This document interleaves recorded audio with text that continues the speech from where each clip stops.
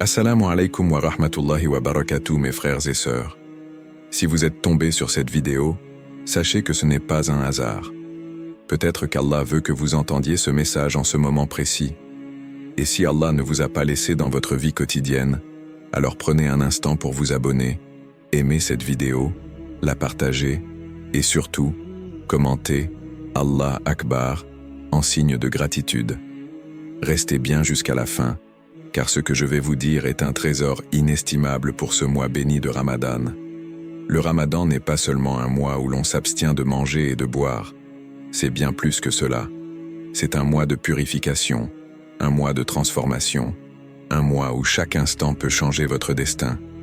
Et qui de mieux que le prophète Muhammad, sallallahu alayhi wa sallam, pour nous guider sur la meilleure façon de vivre ce mois béni? Il nous a laissé des conseils précieux, des recommandations qui, si nous les appliquons sincèrement, peuvent faire du Ramadan une expérience inoubliable, une connexion profonde avec Allah. L'un des premiers conseils du prophète, sallallahu alayhi wa sallam, c'est l'intention. Avant même que le mois ne commence, il faut purifier son intention. Pourquoi je jeûne? Est-ce juste par habitude, parce que tout le monde autour de moi jeûne, ou est-ce réellement pour Allah? Car si ton intention est pure, alors chaque effort que tu feras, chaque soif que tu ressentiras, chaque faim que tu endureras, sera une adoration qui t'élèvera auprès d'Allah. Ensuite, le prophète, sallallahu alayhi wa sallam, nous a enseigné l'importance du suhour, le repas de l'aube. Il a dit que dans ce repas se trouve une bénédiction immense. Et pourtant, combien de musulmans le négligeant? Combien se disent « Je vais dormir et jeûner sans suhour ». Non, mes frères et sœurs, ne manquez jamais ce repas, car non seulement il vous donne de la force pour la journée, mais c'est aussi un acte d'adoration en soi. Même si ce n'est qu'une gorgée d'eau, prenez ce moment pour invoquer Allah et préparez votre cœur à la journée de jeûne. Autre conseil précieux du prophète, sallallahu alayhi wa sallam, la rupture du jeûne. Il nous a recommandé de ne pas retarder l'iftar. Dès que le soleil se couche, ne perdez pas de temps. Prenez une date, buvez de l'eau et remerciez Allah pour cette nourriture. Mais surtout, souvenez-vous que c'est un moment où l'invocation est exaucée. Ne laissez pas passer cette opportunité.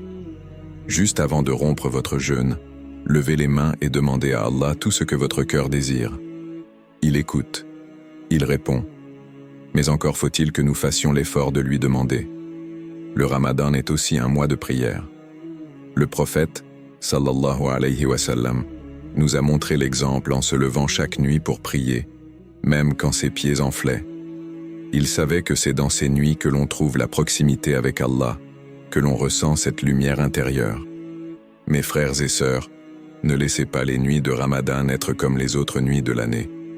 Profitez-en. Même si ce n'est que 2 unités de prière en plus de vos obligations, faites-les avec sincérité. Et si vous pouvez prier le Tarawih, alors foncez. Ne laissez pas cette opportunité vous échapper. Le prophète, sallallahu alayhi wa sallam, nous a aussi enseigné l'importance du Coran pendant le Ramadan.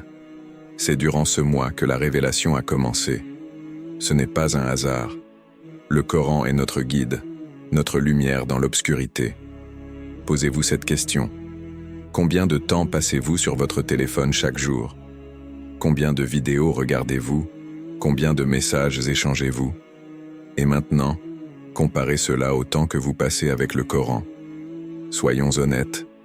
Est-ce équilibré? Ramadan est l'occasion de rétablir cette connexion. Même si vous lisez une seule page par jour, commencez.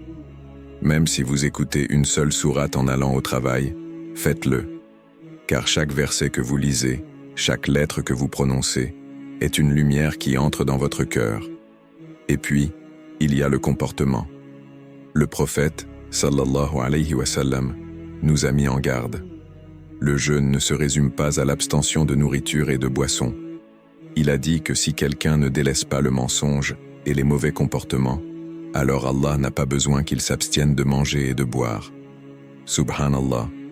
Cela veut dire que le Ramadan est aussi un entraînement pour purifier notre cœur, notre langue, nos actions.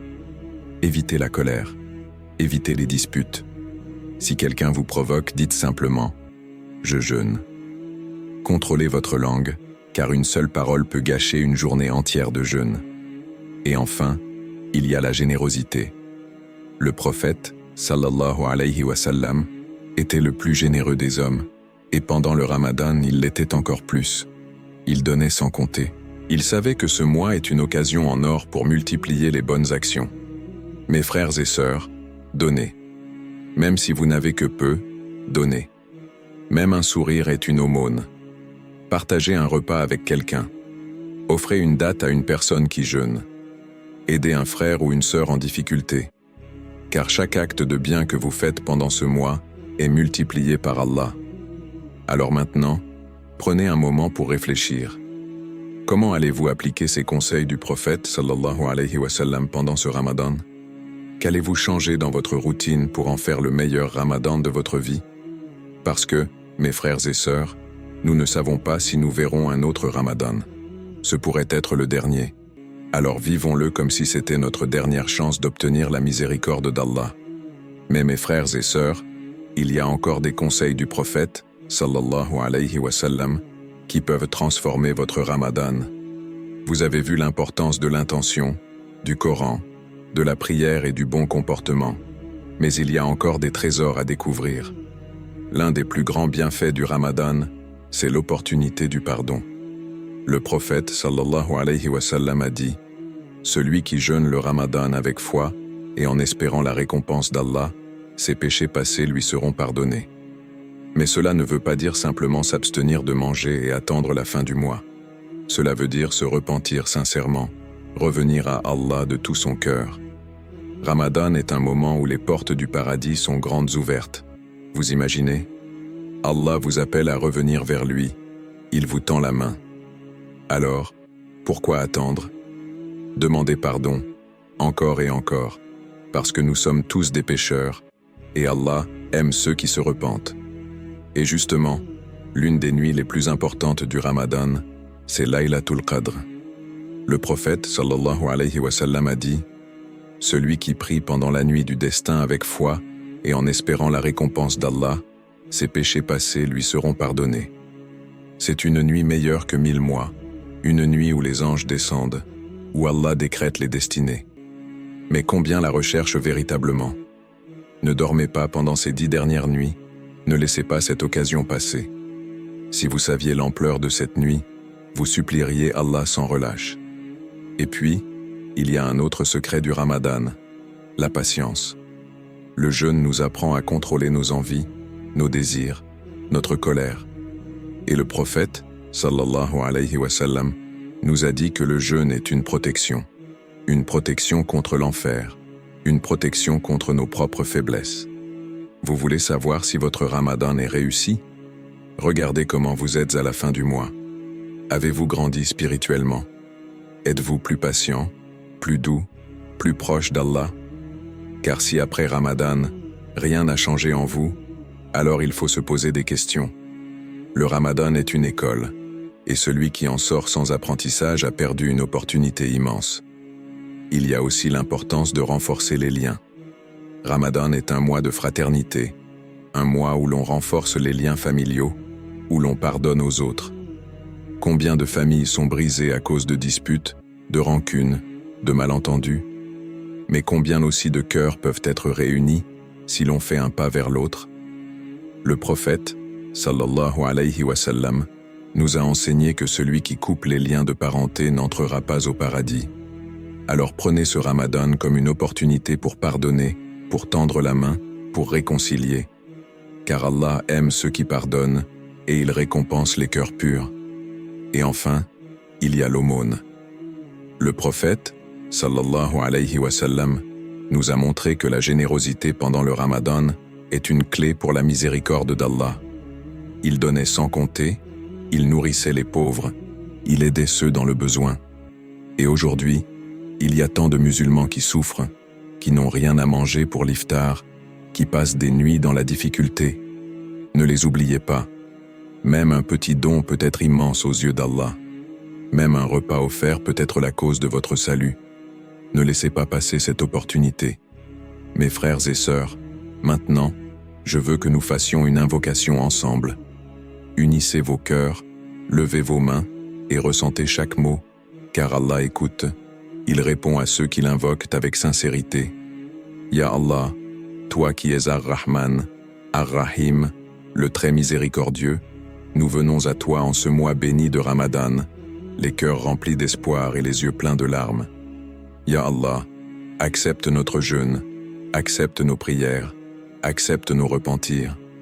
Nous avons tant fauté, tant dévié, mais nous savons que ta miséricorde est plus grande que nos péchés.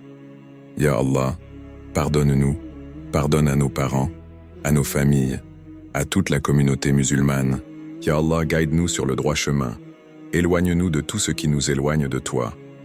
Remplis nos cœurs de lumière.